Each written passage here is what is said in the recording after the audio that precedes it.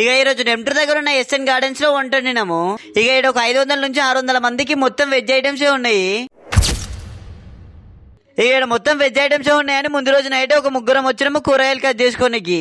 ఇక మబ్బుల్ని వంట స్టార్ట్ చేసినాము. ఇక పొద్దున్నే ఇంక 2 వచ్చినారు వంటకు.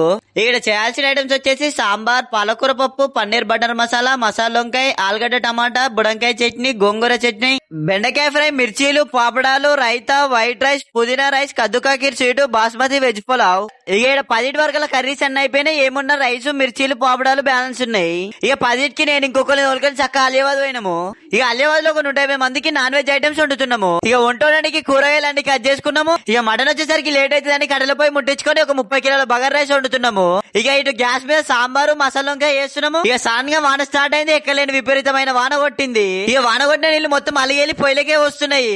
ఇక మేము వాన తడుచుకుంటూ అదే టెంట్ కింద వండుకున్నాము. మాతో పాటు పార్టీ వాళ్ళు ఇట్లా తడిచిర్రు. ఇక ఈ వానకు మేము తడిచి ముద్దకు ముద్ద అయినాము. ఆ పేపండి వాన నీళ్లు ఆడుతూనే ఉన్నాయి. ఇక ఇంత వాన కొట్టినా గానీ కాక ఈ వానల్నే తలకాయలు కాపుతుండు. ఇక అదే వానలో కట్టెల పొయ్యి మీద ఒక 30 కిలోల బగర్ rice, mutton curry, chicken curry, gas మీద ఒక సాంబారు, మసాలా వంకాయ కర్రీ వేసి ఇచ్చినాము. ఇక ఇంత వానలో కూడా కట్టెలు అయితే జబర్దస్త్ మండినాయి. ఇక ఇక్కడ ఈ వానకు పార్టీ వాళ్ళే ఇంట్లో బోటి, తలకాయ, వైట్ రైస్ వండుకున్నారు. ఇక డాడీ నెంటూరులో పెళ్ళుంటే అయిపోగానే చక్కగా అచ్చాయిపల్లికి పోయిండు. ఇక ఇక్కడ అచ్చాయిపల్లిలో బోనాల పండుగ ఒక 50 నుంచి 60 మందికి వంట వండుతుండు.